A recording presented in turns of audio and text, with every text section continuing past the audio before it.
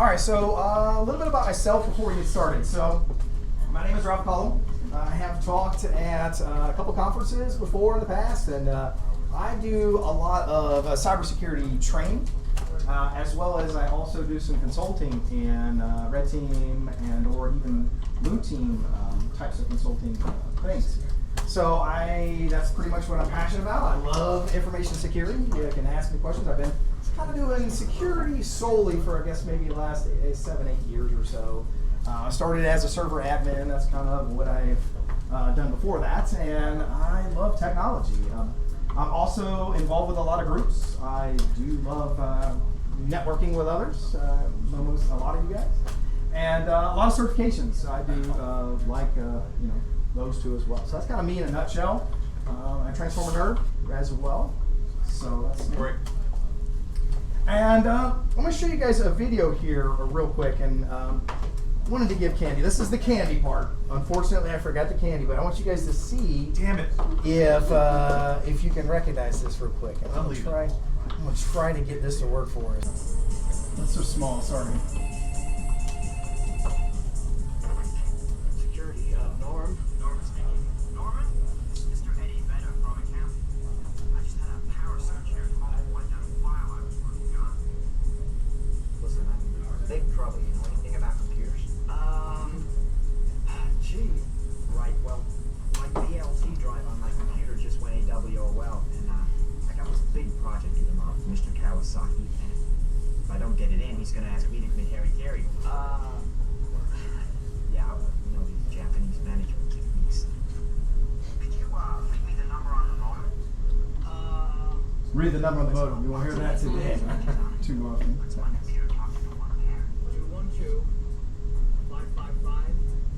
212-555-4240. So let me stop that. Oh, this is so difficult. I can get this weird. All right. Thanks. Sorry about that. So what was that movie? Anybody? Hackers. So it's a classic movie Yes, exactly. So it's a classic movie. If you guys don't know, I definitely recommend everybody kind of checking out that movie. It is totally awesome. Now, there are some other good movies out there, but what that movie, in that portion of that movie, really does represent what I want to talk to you guys a little bit about tonight, and that's, of course, social engineering. Now, I do have a disclaimer. I feel like I had to write this as I go through this because some of the things I talk to you guys about tonight can be used for good and bad, right? So I always want to kind of make sure you don't say it came from Ralph, right? Or if you try it on something, you know exactly what you're getting yourself into. All right, so here we go. We're talking about manipulation techniques and strategies that in no way will I condone doing on any friends, relatives, family members, or any of those types of things for that matter. My goal is to focus on helping you guys understand what a professional social engineer will attempt to do. So by no way do I condone any of the things that we're going to kind of talk about tonight as we go through the presentation. All right, so let's get started a little bit. What I'm going to be talking about is one of the attack vectors that a lot of attackers like to do, and different ways in which can we be manipulated as humans. And so if you haven't guessed, that's kind of my topic tonight, is really what social engineering is.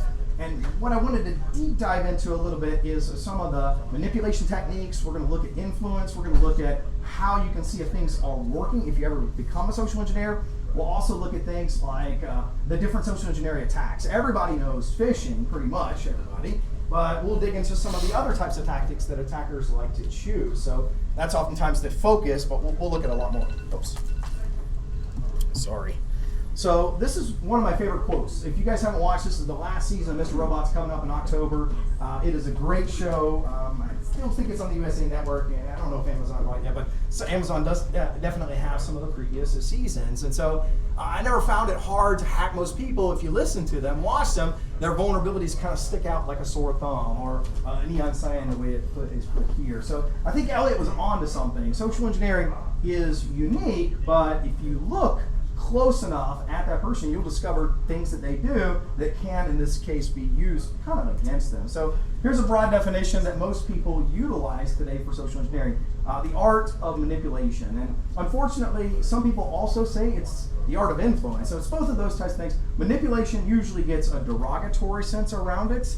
Whereas influence is also mentioned with social engineering because it's kind of not as derogatory. So you see it mentioned both ways. So the art of convincing people is the way I put it in my notes, because I think that's really what it becomes, to reveal confidential or sensitive information.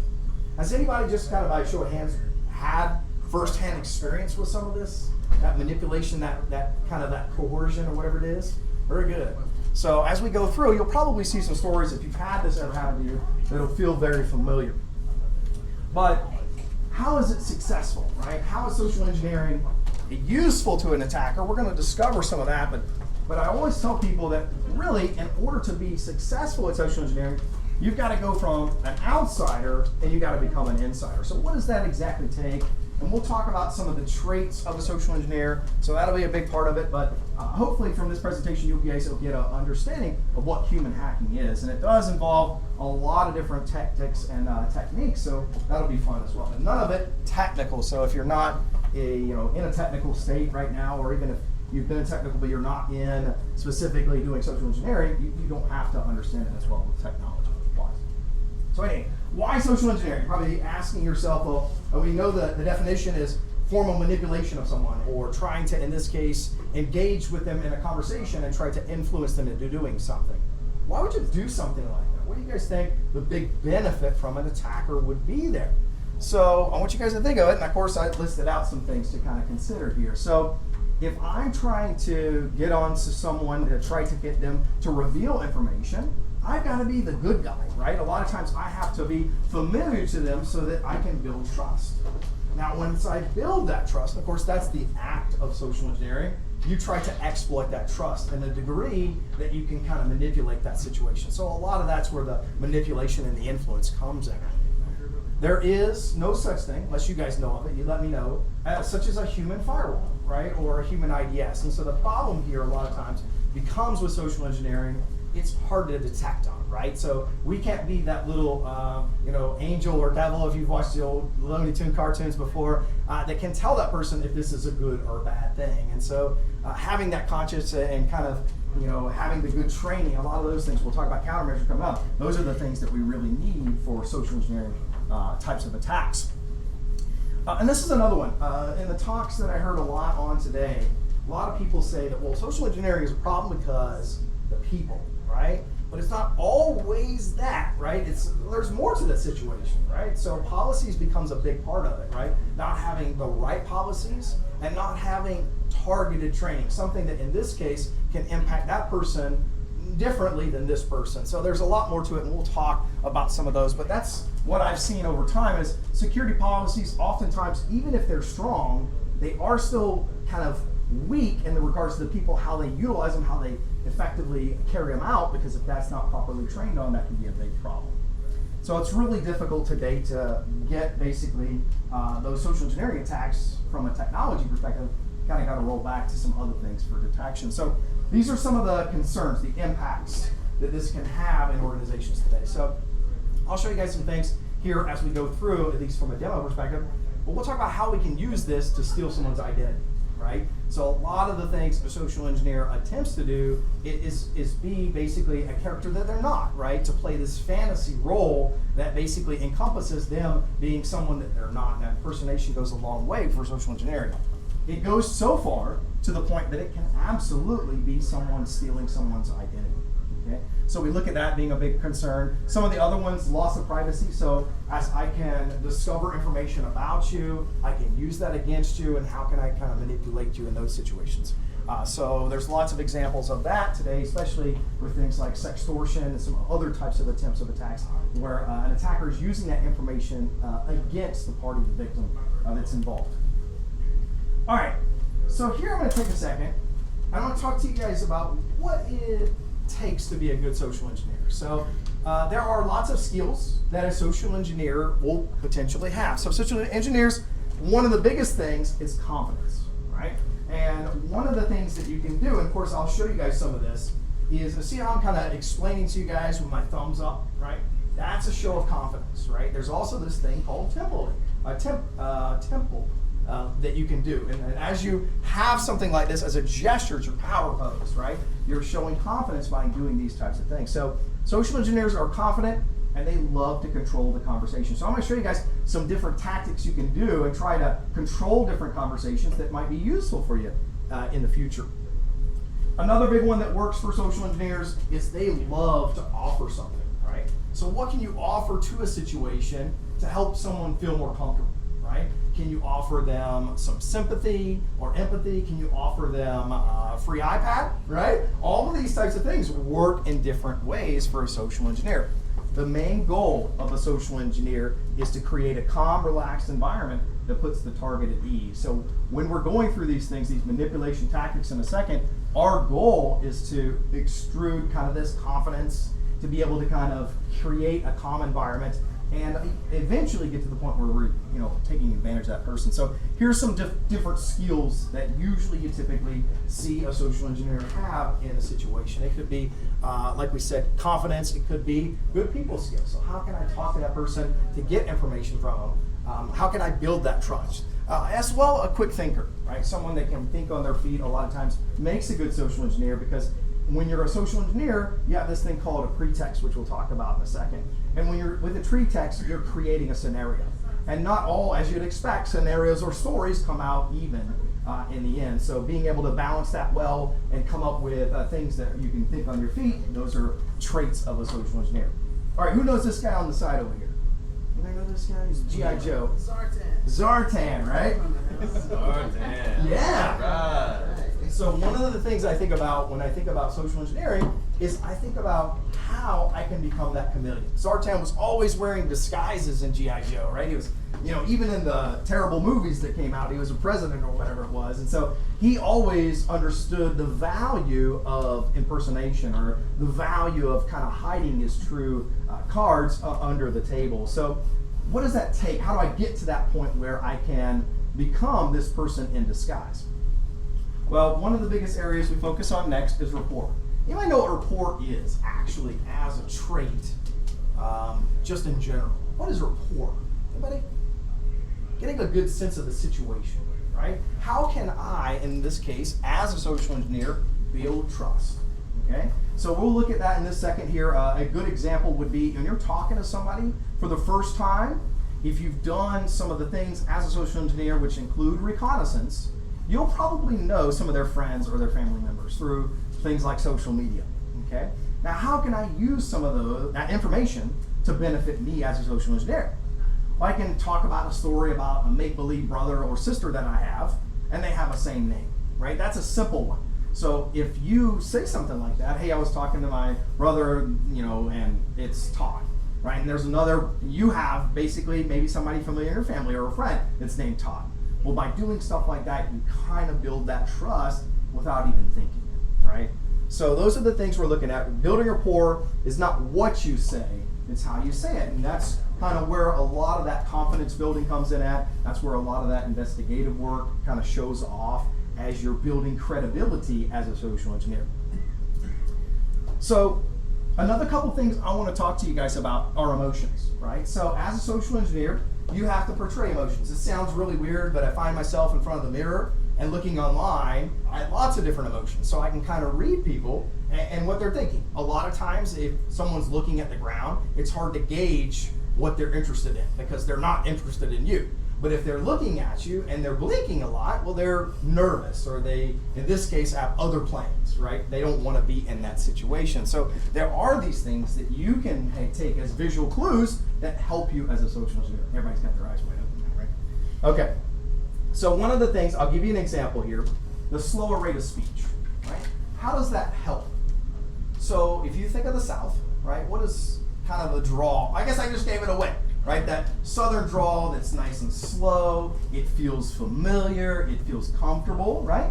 And it's different, and I don't want to pick on anybody that might be from, up north or wherever. They speak a lot faster up there, and I've learned that over time. Of course, it's faster speech up there, slower speech down here.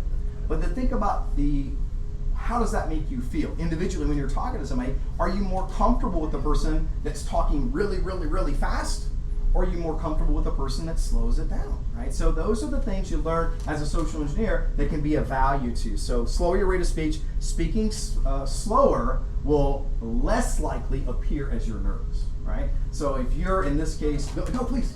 Well, I feel like the opposite may also be true too, is that if you speed up the conversation and talk faster, they also may feel overwhelmed. They can't keep up with the conversation. You guys know that also.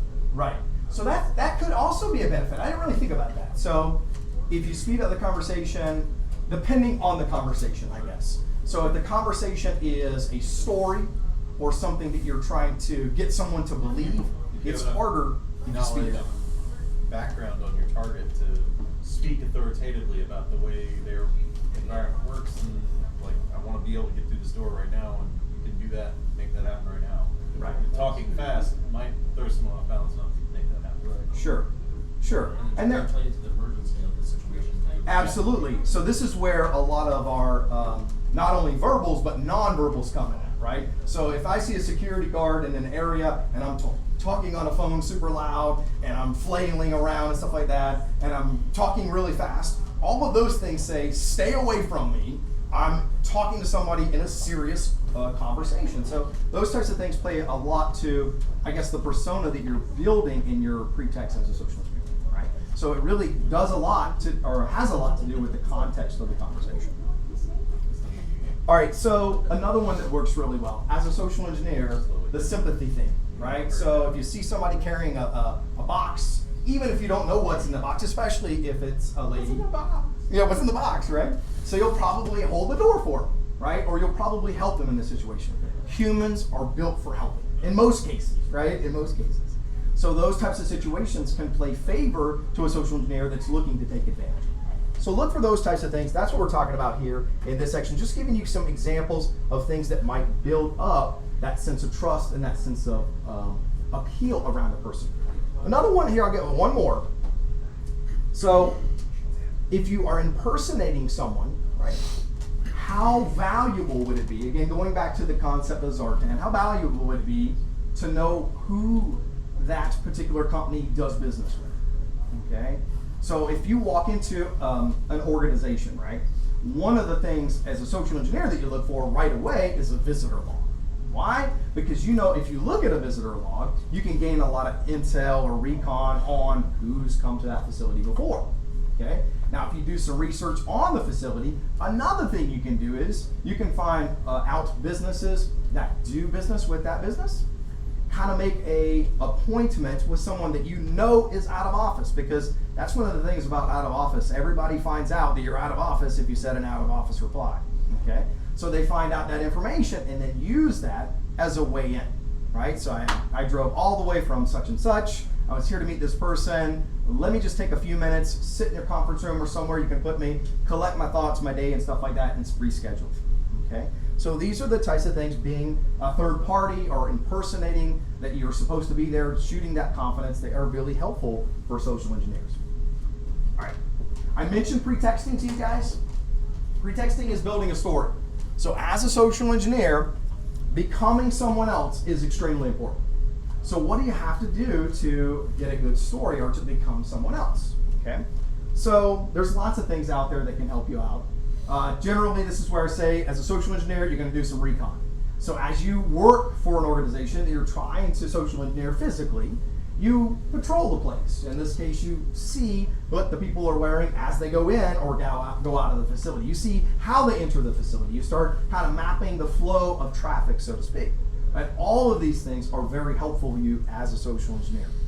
Then you got to create a good lie. So what are some of the things that it takes? And I know I'll probably ask this, you guys probably know some ideas. If not, I'll give you some. What are some things that can create a good lie, right? Something that is believable, right? Something that is not too outlandish, because if you tell a story that is too much and too involved, it's definitely obviously that it's a ruse in most cases. Right? So creating a lie that's a balance of reality versus fiction is extremely important for a social engineer. Now, how can I build that story? You've got to understand that facility, that organization, and the employees that work there. So a lot of that comes into the reconnaissance side. Now, I will tell you, I put in my notes to tell you the two main things that create a good character or a good pretext. That it's a plausible situation, like I mentioned, it's believable, and that you are good at playing your role. Now, I've done it a couple different ways. I've started to learn how I can speak in different languages, how I can understand the culture of the company better so I can fit in with that culture. These are things that help you as a social engineer. But you also have to be ready for the unexpected, okay? So one of the things that I commonly use, this is just one example of a site that you can kind of go to. Let me show you guys. If you are ever having, let me see if I can find it, to create a fake identity, you can use sites like this, and there's plenty of others like that. So fake name generator lets you create a name, lets you create a persona, right? And of course, you can create yourself your own ID badge, right? Never, as a social engineer, do you want to have on you actual identifying evidence, so to speak. So you can use the, hey, this is my employee's badge, can I use that? I left this in my car. Those types of things oftentimes work if it's a believable story, okay? So creating a fake name, creating a fake persona is a big part of the pretext engagement. Now, in my notes, I also wanted you guys to know what it takes to build a good character. So building a good character, what would this character wear? Right? And a lot of that we're going to be able to find out by reconnaissance. Again, looking at the organization, what do the employees wear to work? You know, do people come to work in t-shirts? Do they come to, you know, work in jeans? These types of things are important artifacts of building out that character. What kind of accents would likely, in this case, be more successful in a social engineer? What do you guys think? What is the most successful accent probably to use if you can learn it? British, right? Absolutely. So now you might start going on YouTube or learning basically how do I develop a Australian or a British or some other accent that might be useful in building out that character. So all these things, and then in a second here I'm going to show you guys some of the body language and some of the things that you can do. Always keep this in mind. As you're being a social engineer, there are a couple areas that I want you to focus on that you'll do in this manipulation. You'll focus on applying pressure, and the way in which you apply pressure is through fear, anxiety, or shame, these types of things, and that's where I don't want to have you guys do it, but those are the types of things that are often trigger mechanisms for people that are trying to be social engineers. Okay, so then I want to move on to the next section. Looking the part. So as you're building this character, have you guys ever heard of Ace Hackware, excuse me? So Ace Hackware is a site, and I'm sure there are other sites like that out there that lets you, in this case, build that persona to be that person, right? So I can go in here, and for Ace Hackware, they have costumes and stuff like that. So if I wanted to incorporate some, maybe I was working at a pretext and I had to look like I am a part of the building maintenance crew, or if I'm, you know, working outside and trying to get good pictures outside, I might be a part of the building maintenance outside crew, you know, or landscaping crew. So this site, and among others, another really fancy one that you can go off and get some really cool spy gadgets at. You can go to Spy Associates. You guys ever been to that site? That's a really good one too. So they'll have devices that have cameras that are just micro-sized, and you can kind of plant them around you as kind of like body cams or whatever it is, and you can kind of take photos of the facility. You can go into places that might, in this case, you know, allow you physical access to areas, and you can kind of place you know, something that wasn't there before, but is now recording your conversations and stuff like that. So that's the type of thing, building out a character so that you can get that physical access that you need. All right, let me get back in here. Where is this? All right. So another thing here I want to talk to you guys a little bit about, as you're building out this character and you're conversating with people through social engineering, you have to know how your manipulation tactics are going. Okay? Sorry. So I've got a lot of examples here for you guys. This is from a slide from a presentation I previously did that was all about soft skills. And one of the areas that social engineers focus so much on is communications, as well as some of how do I do that communications properly and how do I do it effectively. So we're going to focus on the verbal and nonverbal communication side of things right here. Okay. So the first one is active listening. How can I start to look for opportunities to be that quick thinker as a social engineer? You have to actively be looking for areas to insert into that conversation. Okay. Now you've got somewhat a framework around your pretext and your certain situation, but you might find that by talking to somebody that they reveal something that you can use in your actual social engineering tactic. So always be listening and have a way to learn that you can, in this case, get someone's attention more and take advantage of it more if you're actively listening to that person and making sure you're hearing what they're saying and using that to your benefit. All right, so another one here is, let me skip that one. Let's go into and look at the verbal conversations that we have. All right, so how does volume affect the conversation, right? So usually if I'm really mad, my volume is really high. Actually, my volume is always high. But ideally, most people, when their volume is high, they're mad, right? And when their volume is low, they're being secretive about things. So using those to your benefit, you can try to build trust in someone. If you're using a volume that's low and you're being secretive to that person feels that you're being confident in them more, in this case, and confiding in them. Now they're going to start to confide in you more. So that might work also as a manipulation tactic.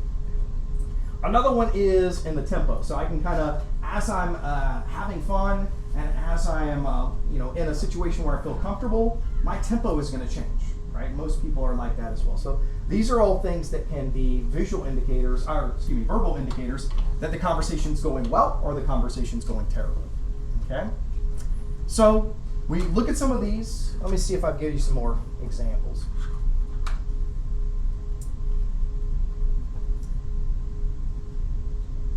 I think that's pretty much all I want to say there. And then we look at some of the nonverbal side of things. So have you guys heard of microexpressions before? This is basically utilizing some of the nonverbal side of things, right?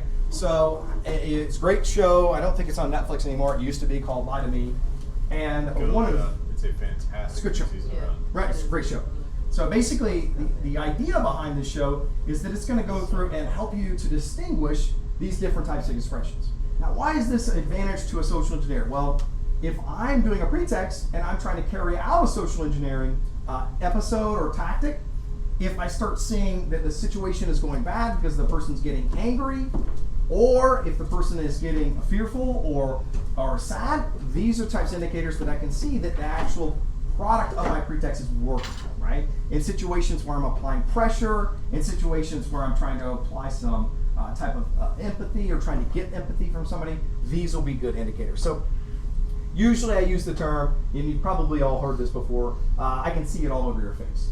Usually you can distinguish how someone is reacting to something by looking at their face. So here's some examples of that. If it's facial expressions, where their nose is pointed down. I know you guys have probably heard that before. They're probably angry at some situation. Now they can lip curl, and that can also show disgust and stuff like that. Usually that's a little bit different than what you have when you're looking at anger. The mouth kind of shovels straight across, mostly if it's anger. But you'll see looking at the eyebrows also really helpful for this.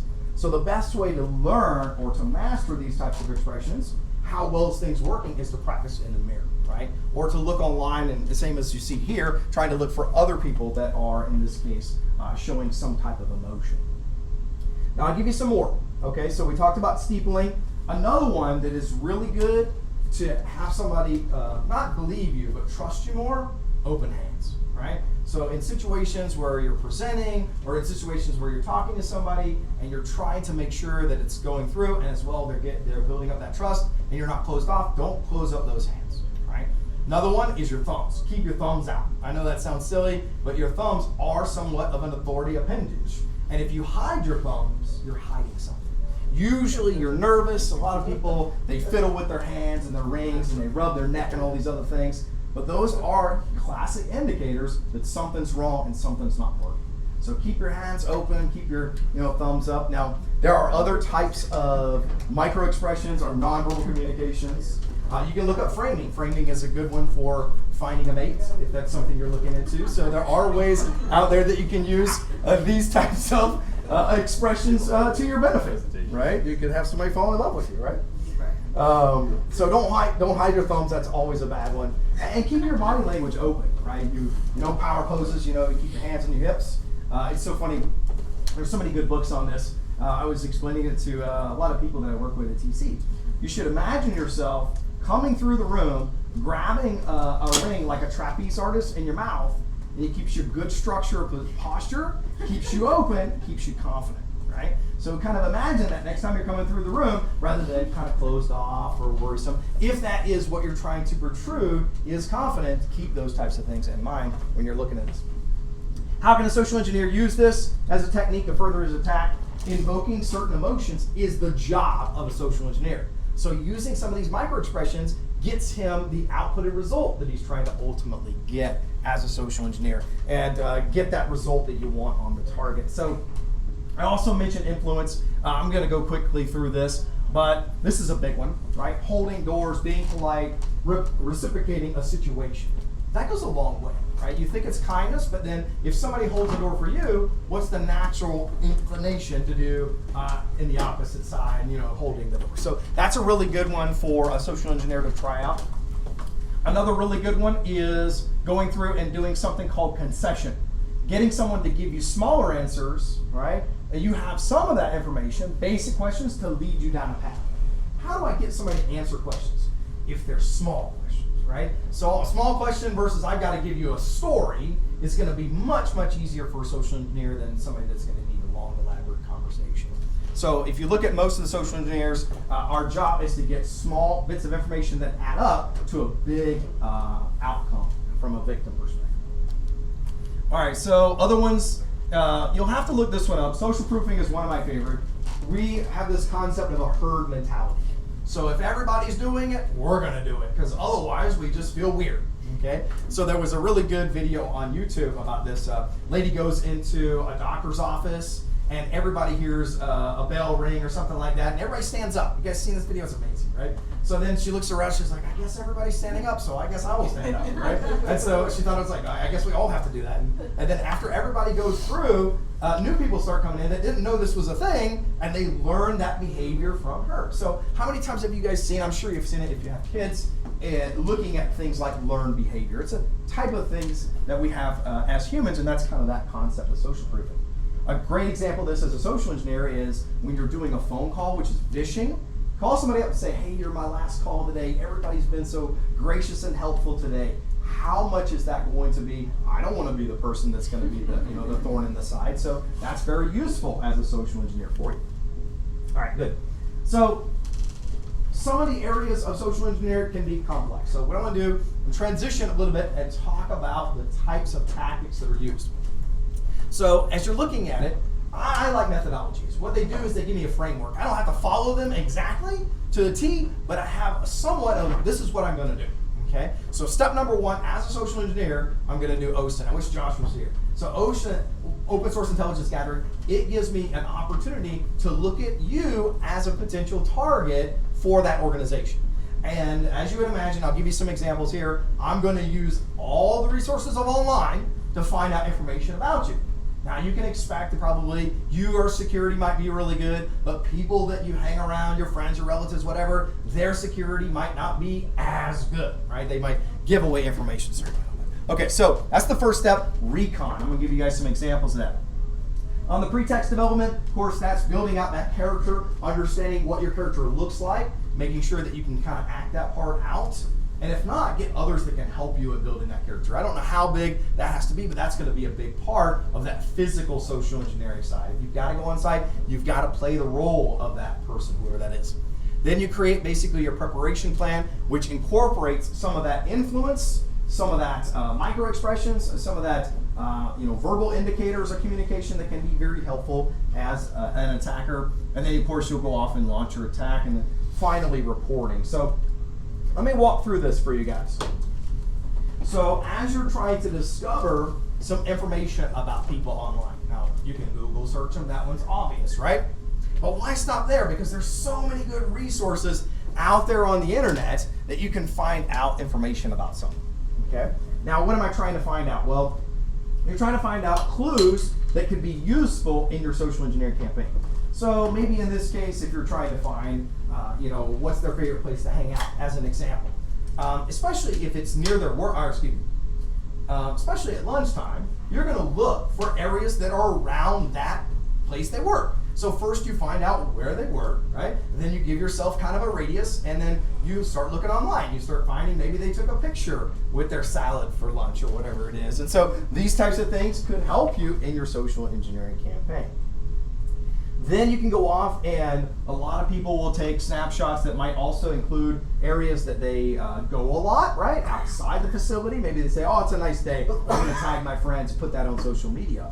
Or in this case, maybe they take a picture of a whiteboard and they say, look what we're working on today. And it could be something that could have, maybe in this case, some Wi-Fi passwords or whatever it is on that board as well, some sensitive information.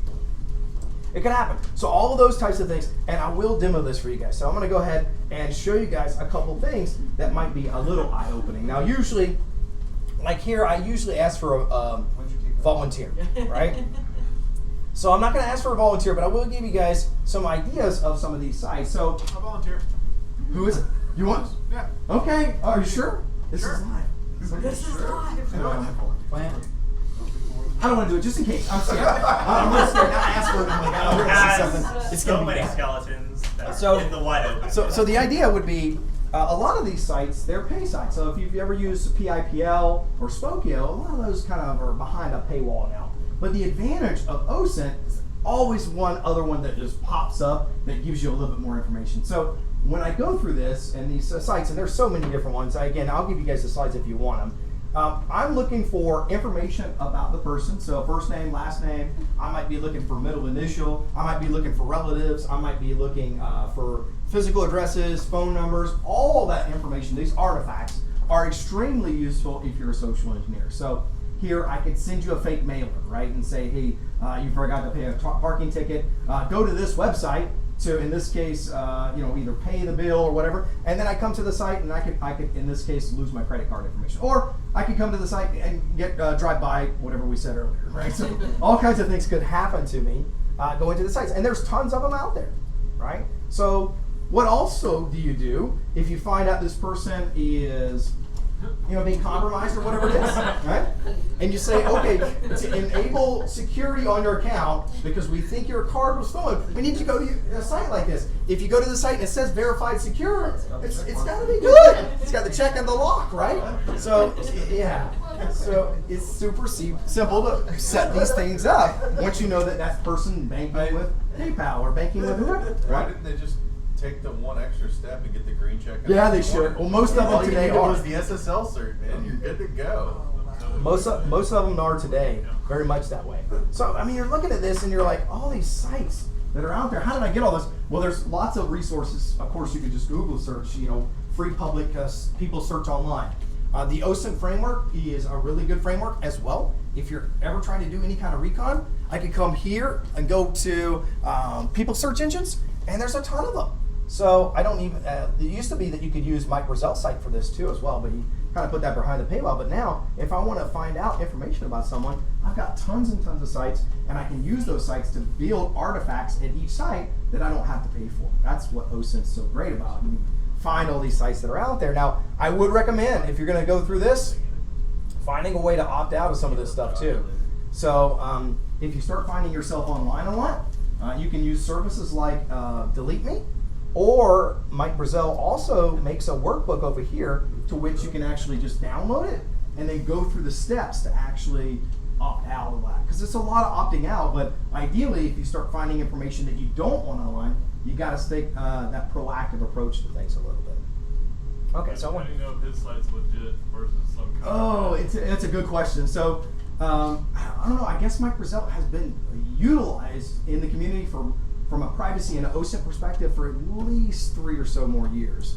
Yeah. But again, his site doesn't have anything that he's trying to sell you here. All it shows you is kind of the sites that once you go to them and you find your information, the link to make sure you can opt out. That's all he's telling you. On that website, put in your info, see if it's on the site. Yes. And then opt out. Now he doesn't control any of the sites, but if you're yeah. So if you're going to the site, I guess that could be a confirmation that is you, and that maybe who knows if that site. I'd say most of them, if you opt out, most of them do kind of take some time, but do get rid of the information. But again, it's no guarantee. All right, good. Please delete my data. Yeah. Yeah, it's me. All right. It's my data. Yeah. So there's tons of sites out there that basically are exactly that. Now I want to talk about phishing a little bit. So we're going to the what kind of attack works best. And most people would say phishing is absolutely it. So I got a 2018 FBI report here. $12.5 billion lost in business email compromise attacks. And so we know that phishing is a big problem, right? Everybody has seen different degrees of phishing, right? And some of them really trick you into it, right? They'll, in this case, look lavishing, right? They'll like, oh my gosh, somebody just literally bought a TV on my Amazon account or something like that, or what you think is Amazon. So ideally, why phishing is so successful is because users commonly don't really think before they click. They're just, especially if it's on mobile, it's there, I've got that fear factor up high, I'll just click on things. And so that's a big concern. And there are resources out there that can absolutely help you. Another big one is, I like to know when I'm compromised, and sometimes I don't believe the emails that come in. Now, of course, being in security, we know a little bit. If a company gets compromised, it's all over Twitter, right? Or wherever. So we can go to something like Have I Been Pwned, and we can put our email address in and verify that it is, in this case, compromised. That's really where your password managers, and again, I don't work for LastPass, but there's tons of other ones out there as well, KeePass. These are really useful for anybody, no matter if it's personal or professional, that can allow you to keep kind of a secure dossier, so to speak, of your passwords and create basically strong, unique passwords for every single site you hit. I take a step further. Maybe you could do something like a YubiKey or something like that to add that additional physical layer of security as well. So there's those types of things that can also help you against things like credential reuse. Because if what was Facebook? Mark Zuckerberg, right? So in the LinkedIn hacked, his password was ... right? You guys can look it up. Terrible password for a CEO of Facebook. And so ideally, if he used that password and then they were able to connect it to Twitter and I think Pinterest, maybe? I don't know what the other site is. But ideally, they were able to connect it to a couple different sites that he had used that same password. That's why credential reuse is a big problem for. So if a person is not using good passwords and they get kind of phished, then what's the ripple effect of that? Okay. So another one, I'm not going to show you guys this one, but you can also go to, if they send you an email and it has a shortened link, which is typical of a phishing type of attack, you can always go in there and absolutely go to VirusTotal, click on URL, scan that URL, see if it's anything that you're worried about. And there's other sites out there that do something very similar of a service. And so doing that type of thing, I know it's kind of an extra step, but if you're worried about it or if you're curious about it at all, you can go off and you can scan that site just in case. You can also go back to, like, in this example, Bitly, and like, if you pull up just bit.ly, you can feed it the rest of this URL slug, and it'll tell you what it actually is redirecting to. Expand it out too as well. Yeah, absolutely. That's a good one. So another one we're having to deal a lot with is, of course, ransomware. And so ideally, the problem with ransomware is that, the user is getting that request maybe through email, and if, in this case, they're going to click on it, they're going to perform the actions if they have the rights, a lot of that stuff's going to take off and kind of expand from there. And so that's a big concern as well today. Ransomware is a huge problem for a lot of organizations to kind of deal with. So we're still doing that. Unfortunately, of course, you've seen throughout the course of the year, several different municipalities kind of fall favor to that ransomware, have that big problem. So here's some good examples, right? So if I'm creating a social engineering attack, I'll give you guys some of the strategies I like to use. So I love to use Office 365 because there's a lot of businesses out there to do it, or use it. Or I use G Drive.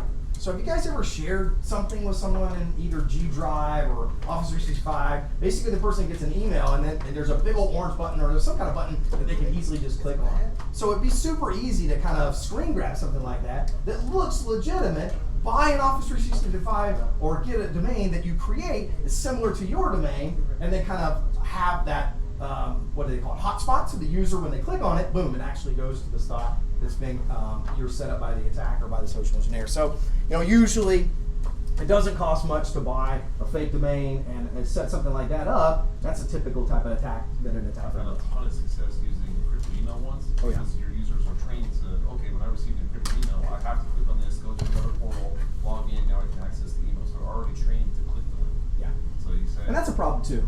And you got to judge them at different levels. So if you're using Mimecast or some of the other email clients, when you're judging someone that is going or having social engineering tests, do they, how do they click on it? What's the click rate? So they click it, do they release it? I mean, there's different levels of training or, types of protection that you would want to have that user do at different levels. So another one that's a common tactic is knowing the day of the week that's most valuable to you as a social engineer. Does anybody know when the day of the week that you should send emails if you want to send them and get some responses? Monday mornings? So usually, Friday would be the hardest, right? Because everybody's focused on kind of getting out of there and flushing it out. It's actually Tuesday.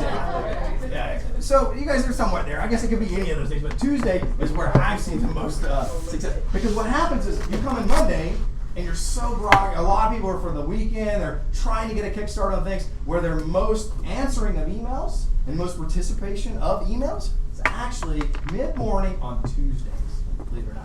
So again, that's just maybe something that just comes over time. So it could be any of those others. I guess it really depends on the organization. But sometimes you'll have, nobody's going to answer probably emails during lunchtime, right? Or nobody's going to answer emails kind of later in the day. I guess it depends on the situation. But most of those kind of, you got to know what those limits are. Blind carbon copy works really good. And I know you guys overall heard probably typo squatting. This is huge for a social engineer. If a social engineer can gobble up a domain that looks similar to that organization, they can use that in their attempted attacks against those victims and those parties. So look for that. This was an interesting one, right? So there's so many examples. I wanted to pick one that was kind of obvious and kind of tricky as well. This one comes from several years back. Basically, in this particular type of attack, what was happening is you'd get a Facebook email. And it would say, hey, you're about to cancel your Facebook. Now, nobody else today in this current climate, maybe you don't care about Facebook anymore. Today, maybe it'd be something else, maybe Instagram. But the idea was here, oh my gosh, I get an email that says, I'm going to, in this case, lose my account. In this case, I'm getting canceled. So I get the email. I click on a link inside the email to confirm or cancel the request. Click the link. When I click on that, it comes over here, and it asks me to run something. Now, this used to be the way things work, but today, in a more sense of the phishing side of things, this would be more like an email attachment. So if it's like, I don't know, an Excel document, a Word document, or whatever it is, that might have like a embedded macro or something like that, you open that as a user and it says, well, obviously to read the document, I've got to enable security or enable the content. I go through that process and boom, now I could potentially be compromised. So as an attacker, you're looking for different types of tactics. Phishing is one of the most popular ones out there.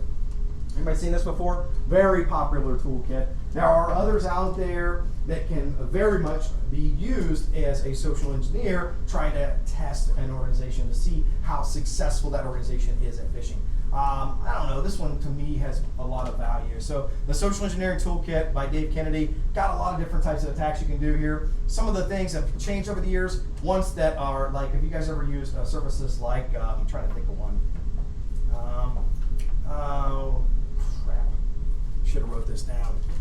So there are services out there that let you spoof your phone number, right? So I'm trying to think of the one, like a spoof card, okay? So a spoof card lets you text somebody or call somebody with a fake phone number. Now, as a social engineer, how can I use something like that? Well, if I know that there's a branch office in Charleston and there's an office in Columbia, this main office, I might call the Charleston office because probably maybe less security, whatever it is, and I might, in this case, spoof my phone number to look like it's coming from the Columbia office. So the advantage there is somebody picking up the phone, that if they got caller ID, they see the number, they instantly feel some kind of, oh, this person's from Columbia office, they'll probably have a question, I'll go ahead and I'll answer that question. So utilizing services like that that are built into the social engineering toolkit really value.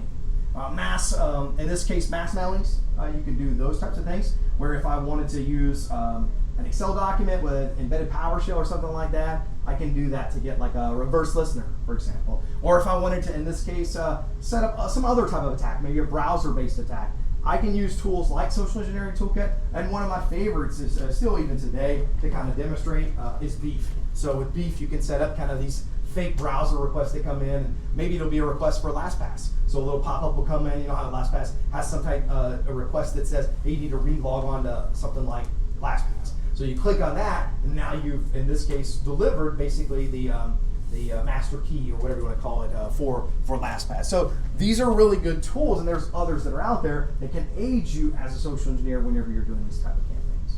Okay? So having some technology, even though technology is not the driving force behind social engineering, it is still very useful, very valuable as an attacker.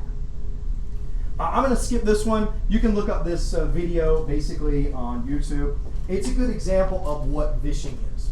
So phishing is basically where we call someone on the phone and we try to elicit information out of them by just calling them on the phone, which is useful in some degrees because a lot of social engineers, if they're people person and they're, in this case, they don't express emotions well and they don't have that ability to use microexpressions, you can still use things like background noise to prove a point to build the actual pretext that you're trying in that case. What she does in this video is she has a background video of a baby crying that kind of builds up the story to concrete in the actual pretext that she's trying to sell in this case. How's it going? Drive-by downloads, another type of attack that attackers that are social engineers try to utilize. Kind of basically you go to a site, the site has been, with beef, it's called a beef hook. So you go to a site that looks like LinkedIn, but it's actually got a beef hook attached to it. And then by just going to the site and browsing that site, it injects scripting code into the browser for that user, and now you've compromised that session for that user. Once you have that session compromised, you can do all kind of man in the middle or man in the browser types of attacks. And so that's a pretty popular one as well if users are willing to click on links. And then clickjacking. We can embed links, or we can embed basically iframes onto the page that lure the user into clicking on things, like a play symbol, for example, or a volume symbol. What about baiting? I don't hear this one too often, but you've seen it probably in Mr. Robot. It is super useful. I don't have my book bag right here, it's over there. I use either the rubber ducky, or I can use something like Bash Bunny. So these types of devices that look like USB sticks, even though what they contain is some type of payload. Now, what might I do with that payload? Well, that payload could do a lot of things. Payloads could, of course, run remote listeners on a workstation for a user, and then connect back to something that is open on the internet that the attacker is going to utilize. It can also just demonstrate the viability of that conversation, or with that management. Say, hey, your user is plugged in something that was potentially compromised, potentially could have malware on it, and now their system's infected because I changed their wallpaper. I did something that, in this case, could have potentially damaged that system. So this is a pretty popular one. Any guesses to what the likelihood of somebody plugging in something that they found maybe near the elevator or out in the parking lot or just around and about? 95%. Yeah, super high. So 97% usually is what you get for most people there. And to lure people into doing this, which is not us, but we're the limited few. You could put something like vacation photos or executive summaries or these types of things. Only for you. Or private. Yes, private. Do not copy, right? These types of things can lure someone into basically clicking on things a lot quicker. All right, so these are types of attacks. I got two more here. Shoulder surfing, right? You know where this is really useful? I saw it today, even in the conference that we were at. So people sit extremely close to each other, and you can see the websites and the emails that they're reading, everything that might be potentially something in the email that could be sensitive in nature. Another part here, I was thinking, I put it in my notes to mention to you guys, have you ever been near somebody that was on a conversation and they gave out their phone number, or not their phone number, excuse me, their credit card as they were paying a bill online? Super loud, everybody around them can totally hear them, but because they're on there and they're focused on their task, they're unaware of the actual situation that's unfolding around them. So that's not really shoulder surfing, that's more audio surfing, whatever you want to call it. But you might hear something that could potentially be useful as an attacker as well and use that to your advantage. Socials at medical facilities. Yeah. Clinics. Yeah. And then dumpster diving. So I'm going to give you guys a scenario that I have found most useful is a dumpster diver. Now, you think about dumpster diving, again, I'll let you guys look at the video because I'm running late on time. The idea behind it is come up with a good situation to where I can go through and rummage through the trash. Now, can anybody think of anything? I'll give you mine, but there's so many options out here. I was just curious if anybody has an idea. So here's one. So in the dumpster or in the trash, oftentimes what you'll find is people are haphazard with things. Even if they've been real good about mostly shredding things, there will be opportunities for those people that are in a rush and they accidentally throw something away. So what you got to do is come up with a good situation. Well, I'll tell you one that works for me. So my wedding ring. So somewhere I was working at my desk and I put some lotion on because my ring was stuck here, and I was throwing away a bunch of papers, and when I threw the papers away, for some reason the lotion had caused the ring to fall off, right? And now the ring is one of these trash cans. I'm not sure which one, but it's in one of these trash cans, right? So right there, you kind of build out the story that works for why is this guy looking through the trash, right? And what you'll find is you'll find people throw away invoices, people throw away printouts that were actually supposed to be shredded, but were easier to kind of throw just in the trash that was close by. So those types of situations you can use to your benefit as a social engineer. Also look up on YouTube Tiger Team. So Tiger Team is a show that used to come on like a True TV or something like that. Super hilarious. They do a lot of dumpster diving in that show, and they come up with a lot of good stuff too as well. So really look at that as another type of tactic. And then also tailgating. I guess I got one more here. So for tailgating, to be successful at this, you have to find the person that is not situationally aware. Okay? So today you have people with headphones on, looking at their phone, and they're not really, I swear, you guys seen some of the videos, I'm sure, on YouTube, of the people that either are walking with their phone and they run into a bear, or some people that are walking with their phone and they run into a fountain. I'm like, I don't even know how you step. I mean, you saw the step. What do you think, you're going into a room? I don't know. So those types of situations, you find that person and then you compromise that particular person. So those situations, that is a viable option for a social engineer. How do I use this? Take it to step number 2 or 11. Take this to 11. Use Google Maps, right? Or use OpenStreetMaps or some other maybe cameras that are around, because those can help you look at those entrances, look where the ones are heavily guarded, look where the flow of traffic is. Very useful to a social engineer to make good decisions on how they tailgate in. Okay. And it is so awkward when you work at a big company too, and you just close the door behind you and you're like, sorry. Sure, you have to. Close it, you got Have to, that's the rule. That's the rule, absolutely. Absolutely. All right, so let's finish up here. So countermeasures, right? And everybody would say, well, we just have to fire all the users, right? And hire robots. Well, we can't do that quite yet. That's not going to work for us, even though that's the idea, maybe, right? So what can we do? So organizations have to understand the level the employee needs to be able to understand what their job is and their responsibility is, right? And what I find from organizations, we can say training all day, but really what they're meaning to say is targeted training, okay? So here I have to come in and investigate where your problem areas are. And then once I investigate where the problem areas are, then we can work to solve those, right? It's just like in security. If I don't know, I don't have good visibility, I don't know what my hardware software is, I gotta start there. So you've gotta start by looking at what is most effective. That's really where we look at targeted training. But also think about, the background checks and some other things that should be integrated into policy. I'll give you a tale about this real quick. So I won't tell you who this is, but this is a security dealer in town, pretty big one actually. And they were trying to sell a security system to a friend of mine. I wasn't me, thank goodness. I would have handled it maybe a little different. So this particular security group, that was like an ADT type of thing, they would do background checks on their employees that were responsible for installation, but for the sales staff, right, the people that were the person that comes in and tries to sell you a Ring doorbell free with your security subscription, those were like teenagers or people that were interns or people that they didn't put the extra effort in those, gig employees or temporary employees. Well, those are the people that are seeing you at the most vulnerable, right? They're looking around your house to find out, oh, we can sell you this, we can sell you that, even though here the installers are important as well. So making sure that your processes are even across the board is extremely important for businesses.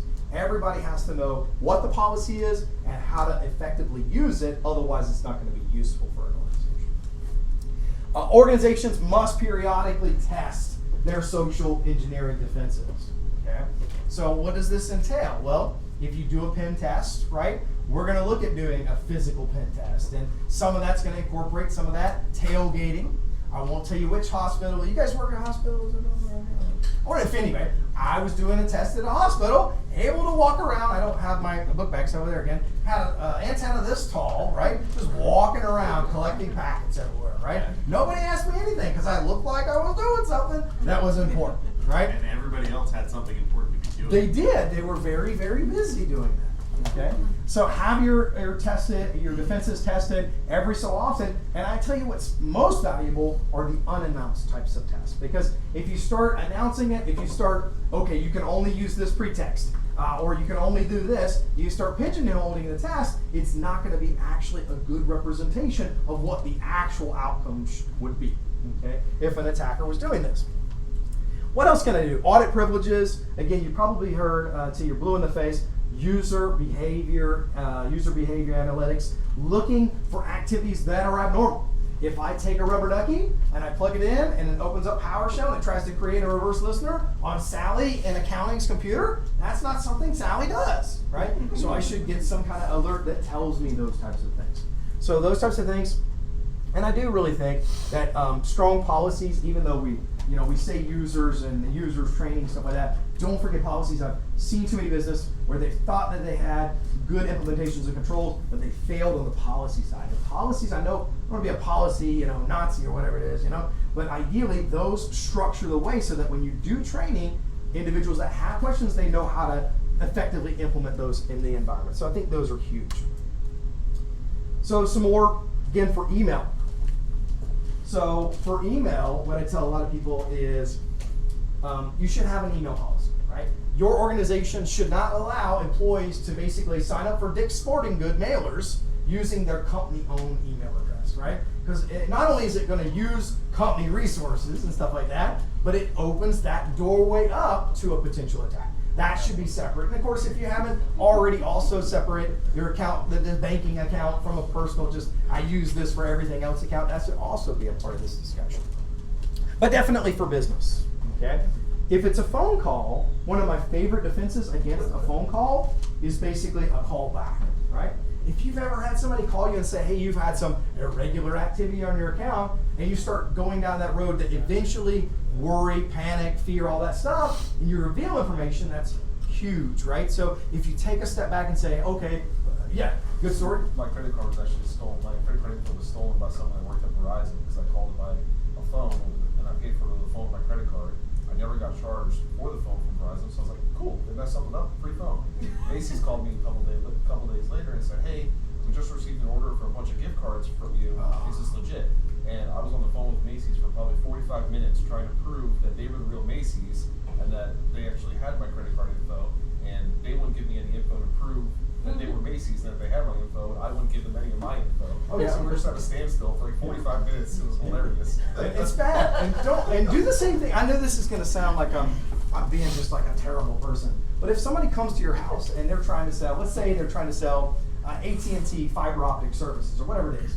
So if they come in and they're like, oh, you're going to get all these fast speeds and we're doing this in your area and all this stuff, I mean, you say, well, that's great.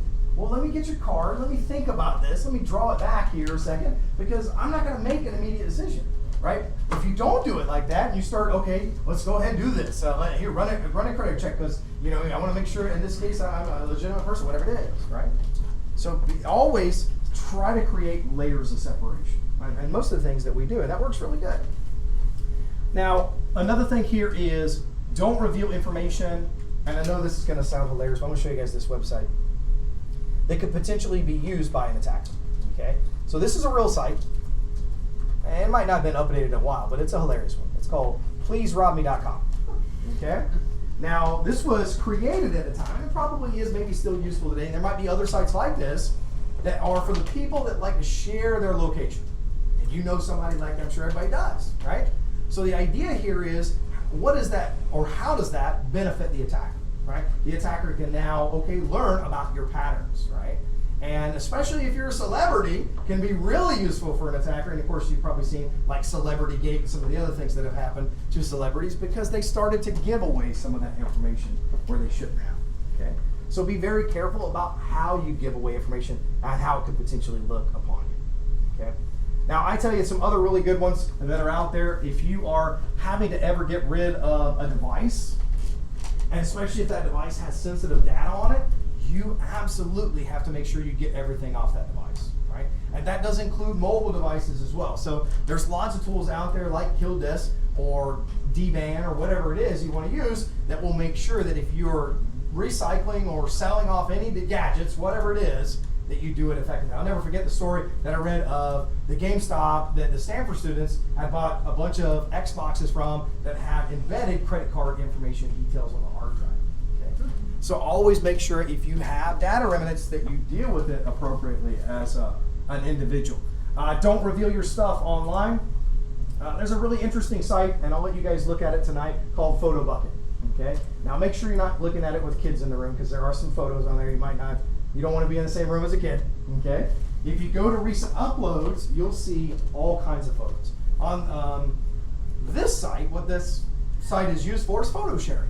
Okay. Now, if you take a picture, let's say you take a picture of a medical form or a credit application or your social security number or driver's license or any of those things, with this service, if you're tied to this service, it automatically starts uploading your photos. Okay? So what I've seen from the site, just by going to the recent uploads, I've seen people's Medicare cards, Social Security cards, front and back of credit cards, because people will take pictures of it, forget that it's on their device, and then it automatically starts to upload some of those to the actual site.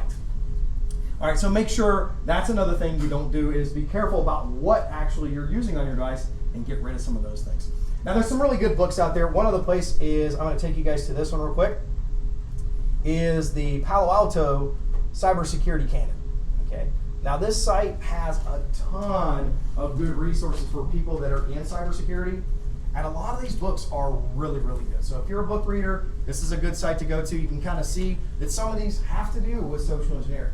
So if you're wanting to learn more about microexpressions or verbal expressions and how people do things as a social engineer, you could probably find several of Chris Hadnacky books on here, Kevin Mitnick books on here, and some others that can kind of help reveal some more of that information to you guys. Okay. All right, I think that is it that I wanted to mention to you guys. Let me make sure. I think that is it. Okay, right? And overall, just as a review, kind of some of the things that we looked at, the best way to kind of deal with social engineering is to have the testing every so often, to have the training every so often, making sure that you're seeing if it's sticking. Don't make it just a kind of click-through training, because really the custom training really solves a lot of the problems that we see. And then policies. SANS, among others, offer policy templates that you can use. If you're not, got a policy for email or a policy for acceptable use for devices or whatever, there's probably a template out there that can service you in that particular part. The biggest part is for social engineering, understanding that it's a real threat. In fact, like we said before, this is not something that you can strictly test or fix with things like technical types of attacks or technical types of devices. How often would you recommend a physical test? So a physical test, like most pen tests, sometimes that's by regulation. So if I have to get a pen test, a physical social engineer part of that pen test, then I have to get it maybe on an annualized basis. But if you've got an internal program that can do red teaming for you, or that can be an advocate for social engineering, then that might be more of a quarterly testing or even more to kind of see how you, because the advantage of doing something like that is you can do it in smaller pockets, right? Because as a pen test, as you'd expect, you're going to be limited to a certain time frame, and you're going to pick and choose your victims. You're not going to test everything on every individual. So you only get a sampling of the true problem to figure out. All right, and that's pretty much it. That's all I got for you guys. And so, any questions? Any questions? Anything on social engineering at all? I think I had a rough photo storage unit. So I work at SLED, Okay. and I went to a sheriff's office to get in their data center to work on the intrusion detection system that I had installed in there. So I walk in, I was wearing a polo similar to this that has a little SLED logo on it. And I said, hey, I'm here to see so-and-so from IT. There's a metal detector and a sheriff's deputy sitting there. And I said, I don't know if he works here or in our other location. Let me go look around and see if I can find him. You mind watching the door for me? I didn't have any badge, nothing. I was just holding my laptop and had this polo on. He didn't ask for anything. No ID, nothing. Didn't have to go through the detector, nothing. He said, yeah, no problem. And I should have said, yeah, no problem, because now here I am at the sheriff's office responsible for this door. So when he walks through, it's not my job to follow their policies that I don't know. Yeah.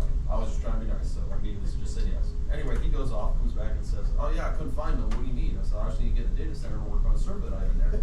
Oh, I got keys for that. Oh, Wonderful. wait a minute. Opens up the door. No. Go on in. Jeez. So then I'm in there working on the server. Some guy from IT comes in and said, hey, you know, so and so was at the door, sent me in here to see if you need any help. So, well, I don't need help. I'm working on the server, but I prefer to let you know who I am. And here's an email from the IT director saying that I was supposed to be here today. Okay.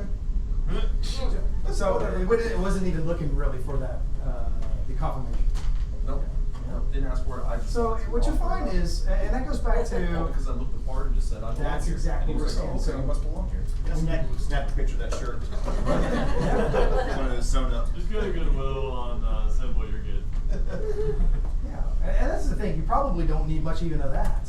One of my favorites that I've ever seen in implementation is physical social engineering through parking tickets. So you can, as you'd imagine, you probably get all kinds of different things, but you can get parking tickets that are fake parking tickets. And the idea would be if you put something on a car for someone, and then they can basically, hey, you can either scan this QR code, or you can go to this site to contest it, or pay the ticket, or whatever it is. They go to the site and it asks for, okay, let me get your information. So give me your license plate, give me this stuff. You fill out the information so you can pay or contest the ticket, and you find out that that information then gets stolen from you. So that's an interesting one, and there's others like that that are really interesting ways, creative ways to use things. So in the last month, we had the deep fake, right? The deep fake of the German voice of the Really CEO big. to wire the money to the Singapore company, Yeah. wasn't it? Right? That was like the huge deal. So now, just because, hey, I recognize so-and-so over the phone, Right. you know, perhaps not. Well, even the worst of those are messaging. You guys know that there's actually something called smishing, right? So smishing, if I send you a text and it looks like it's coming from your boss, go ahead. Finish, and then I have a story. So it looks like it's coming from my boss. He says he's in a meeting, he can't talk right now, and he needs me to go get all these Apple gift cards or whatever it is. So I'm like, oh gosh, I gotta get these Apple gift cards or these Google Play cards. I'll scratch them off and send them to you, and it's not really him. And now you've lost all that. After that's used, it's you. Literally drug one of those guys out for like 6 hours at work one afternoon Yeah. because I got a text from my CEO, Frank Mobley, and I'm like, what? What? Strange. Yeah. What do you do in that situation? It's burnt, right? So as we speak. So. Frank, I'm a little busy right now. If you offer me a raise, I'm happy to go get these cards. Yeah. Yeah. It's strange, and some of that is building into that concept of social. Still go back to somebody is falling for this. This is working. It is Oh, yeah. 2019. This is working. Oh, yeah. Who is this working on? And My why? wife's law firm, no lie, had someone go and purchase $2,000 in Apple gift cards, I and used to work at Best Buy. You have no idea how many old people come in. Yeah. And they have probably Google Play cards, or their phones access to their computer, or their info is going to be released. yeah, And I had to it stand there works. and literally argue with them. They Which refused to my sell thing their is- cards and get them to My leave. thing is, why the hell hasn't the stores stopped that? They have the power, right? Like, make the card. Lack of care. Right, they don't give a shit. Yeah. But they like Half the legitimately they people could don't go know in they've and been like you caught. can't redeem more than X number of dollars in cards in a given hour or whatever. Like, Well, they do have that only by a certain amount, but the attackers also know that I think it's usually like $1,000 or something like that. But it's a lot. sure, but make it lower. Lower the threshold to the point that they have. But then you really want the company to start losing profit. And Then you I- just I have don't multiple care. accounts. I mean, you don't care. Apple's got more money than God. They're not going to care. That's not something that they care about. And another one that works really well too, is like two-factor. We think two-factor safe, right? But we get like a number, maybe it's something, a code that we get on our phone or something. And if I call and say, hey, I'm doing some upgrades to the email system, I need to make sure your account works. I've got access to your email, I already got your password. All I need to do is read out that numbers, because I can't see that, I don't have your device with me. So how many users would fall for something like that? And then read out the numbers to you, right? Not ours, because they'd be like, Yeah, I can get a code. Yeah, hopefully they will. I literally But no, talked to they're customers. they're just porting people's number out now. Sure. Yeah, Oh, people the don't SIM know. jacking is Yeah, ridiculous. they just port Oh, the yeah, number SIM out, jacking. and people are like, oh, my phone doesn't work. Yeah, Well, that just number happened got stolen, at Jack it's Dorsey. 2FA, and then Yeah. Why is it the service company compromises you for you? Go ahead. Oh, yeah, Corey, I was gonna say, you say who falls for these things, and I just want you to know that we just hired a brand new principal cybersecurity engineer who's 4 pay grades higher than I am. And I spent last week explaining to him what a Nessa scan was. Ooh, So, it's gonna lay that one down on the line for you. He only makes like $100. Which is crazy because we think of phishing all day, but there's so many other. I mean, baiting. That's an easy one, really, if you think about it. And what could be the consequence of that? There's a lot of things that I could put on that little USB stick. A lot of people plug those suckers in. And you were talking about proper getting rid of your devices, you know, and all your information. Well, I have a friend who was a counselor, and he had his own business, and he was asking me how to get rid of his data. I told him the right way, and he said what he was doing was he was taking his old hard drives with personal, confidential information and putting them outside and letting the rain and the weather. I got a visual picture of them. I stick all my old hard drives in a bucket on the roof. He figured the rain would take care of it. Throw in the microwave. I give my hard drives up to God. Oh, good, there's a hurricane coming through. Get the hard drives for Jesus, take the wheel. And that's, you know, concerning. Definitely concerning. Any other questions? Jesus, take the hard drive. Another Good quick story. Good story. Just another side of social engineering. I actually social engineered an HVAC supplier, I guess you could say. I don't know how it is in Columbia, but in Sumter, I'm pretty sure there's only one, and they will not sell to you unless you work for an HVAC company or you're certified. It's a warehouse. installer. Yeah. They're not going to sell to you. Supply house, man. Unless you figure out how to talk to them. So it was a couple years ago, but it was like the rare winter when it was like down to like it was 40 in my house. And I 2014? legit.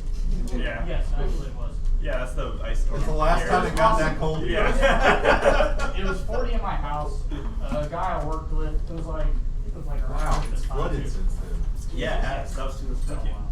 But one of the guys I worked with helped me troubleshoot it, but he was going out of town and no one was available. It was Sumter, first of all, you can't get a contractor. And everybody else's heat broke at the same time yours did. So But 6 weeks later, you can get somebody to come repair it. like I didn't even know what I was going in there to get. I understood the basics of it. I'm electronic troubleshooting and figured it out. But he told me like all the information and I just BS'd like I was from another town with my family for the holidays, blah blah blah, fed him the line. I knew some of the terminology enough from my buddy. Here's your And I was like, part. no, I don't work with anybody here. I work out of town, but you know, I just need to get this part real quick. No one's available right now. It was like a $15 part that would cost like a couple $100 to actually get someone out there to fix, do all the. I think that's what the pass-through thing. Yes, that's what it was. It was a Yeah, double that's what it is capacitor. about that shit. Literally. Colasec is not condoning the social engineering of your local supply house. But it is very useful. However, It's very useful skill. I'm saying not condoning it. Yeah, I can see that. And you know, I don't know if I'm proud of this or not. Is anybody recording this stuff? So you guys know you got the Wayback Machine, right? That's fine. I love the Wayback Machine. It's amazing. So I refuse. So I'm a normal shopper, I think, like most people, and I look at what's on sale and I think about it. I don't immediately go after it, whatever. But I also, with Best Buy, for example, and this is my example, they like to fluctuate their prices. So like if something is on sale, the next week it could be not on sale, right? But you could use the Wayback Machine from the week previous and say, hey, for some reason your website says it's this. I need this. This is the price I want. Might be useful in those situations. Right? If you shop on Amazon, there's a site called Keepa.com, Keep A, and it gives you the price history for anything on Amazon. You can literally copy and paste either the part number or the entire web address from Amazon into it. And Camel does that too, right? Isn't that another price tracking set? it sounds familiar. I'm just We said it every single day. All right, good guys. Thanks, guys. I appreciate it. Yeah, of course. Ralph, thank you very much.